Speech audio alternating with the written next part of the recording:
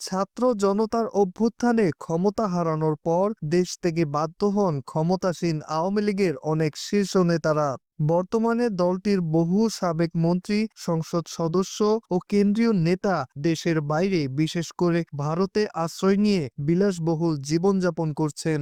অনেক নেতার সন্তানদের ভারতের বিভিন্ন স্কুল কলেজেও ভর্তি করানো হয়েছে এবং কেউ কেউ ব্যবসা করতে শুরু করেছেন। অনেকে আবার ভারতীয় নাগরিকত্বের জন্য আবেদন করছেন। ভারতের কলকাতার রাজারহাট, নিউটাউন, সল্টলেক, তাপসিয়া, বেহালা, যাদবপুর, গড়িয়াহাট, দমদম ও বারাসাত সহ অভিজাত এলাকায় অনেক নেতা ভাড়া ফ্ল্যাট কিংবা নিজস্ব অ্যাপার্টমেন্টে বসবাস করছেন।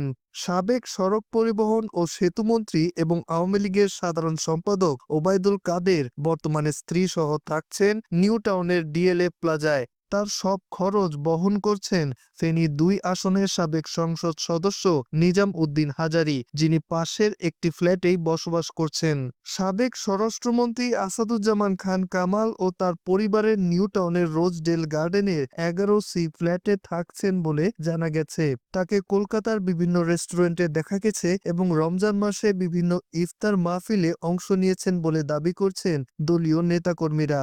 ফেনী ১ আসনের সাবেক সংসদ সদস্য আলাউদ্দিন আহমেদ চৌধুরী নাসিম পরিবার সহ থাকছেন নিউটাউনের অভিজাত টাটা হাউজিং এর এভিনিউ ডিইউ এর ২টি ফ্ল্যাটে। প্রত্যক্ষদর্শী বরাতে জানা গেছে, কলকাতার অবস্থান করছেন আওয়ামী লীগের যুগ্ম সাধারণ সম্পাদক আ.ফ.ম. বাহাউদ্দিন নাসিম, জাহাঙ্গীর কবির নানক, হাবিবে মিল্লাত ও আজমতুল্লাহ খান সহ অনেকেই। সাইফুজ্জামান চৌধুরীর বিদেশে ৬২০টি বাড়ির মালিক বলে সিআইডির একটি সূত্র জানিয়েছে। পলাতক নেতাদের অনেকেই গণমাধ্যমকে জানিয়েছেন, কবে দেশে ফিরতে পারবেন তারা নিজেরাও জানেন না। কেউ পরিবার ও ব্যবসা নিয়ে ব্যস্ত সময় পার করছেন, আবার কেউ কেউ রাজনীতির ভবিষ্যৎ নিয়ে চিন্তিত।